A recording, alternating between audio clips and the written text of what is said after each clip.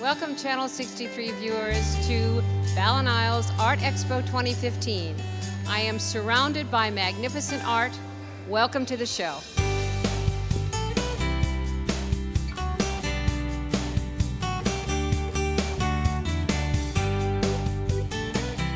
Kay Kien, I am thrilled to be standing in front of The Burst.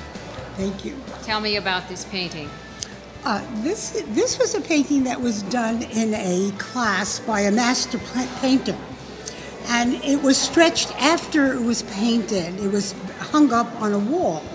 And it was just tacked to the wall. And it's just from my creation, something that I had to create from a feeling that I had. And I call it burst because it seems to just burst alive. And you like flowers. I love to do flowers. I'm becoming the flower maven. That's wonderful. I just have a feeling of it. And as you can see, the flowers are just not generally representational. But after a while, you see them, and they are very different. They're full of color. And I use a great deal of color in my painting. And my paintings are very thick. They're all done with a palette knife. Well, that was interesting because one of the artists we spoke to earlier talked about wanting very thin oils. Mm-hmm. And this is an example of a not thin oil. This is very heavy oil. Tell us how it sort of gets to its various stages as you grow it, its thickness. It evolves from the idea in my mind. This was growing from the garden and bursting into color. And I use color to make it come alive, because otherwise it's just flat. And there's lights and darks and a lot of chiaroscuro in it, and I step back from it a great deal. I always stand when I paint, so I'm always going back and then coming close to it to paint it.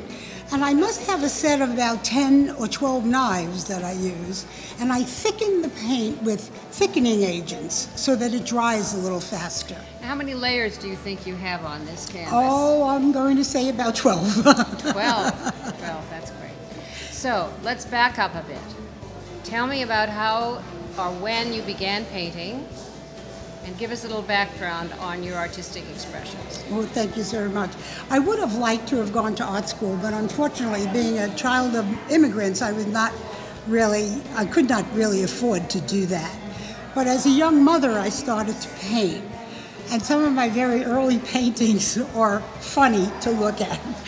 However, it did evolve. I really became a serious artist after I retired from corporate America, and I went back to the painting.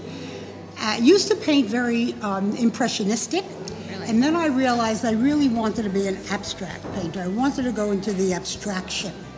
Abstraction is very difficult because it all comes from your feeling in your mind.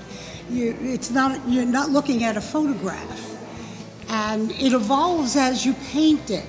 And sometimes I take off more paint than I put on. Interesting. Interesting. So, besides flowers, what other subjects intrigue you in the abstract? In the abstract, probably the concept of landscapes, the feeling of water, the feeling of mountains, and certainly the feeling of sun and sunshine. I always like to have the sun in my paintings. Yes, well, no question this is an uplifting piece with no doubt about it. So, size-wise, is this one of your larger pieces, or no, is this your preferred size? I really enjoy working on large canvases, but they have to fit into my car. So otherwise I cannot get them to and from the studio. So you have parameters. Yes, I do have a parameter. However, my largest painting is 4 feet by 5 feet. And that is at home in my living room. And that is a scene from the Tetons. As I said, you know, the mountains, the reflection of the mountains in the water.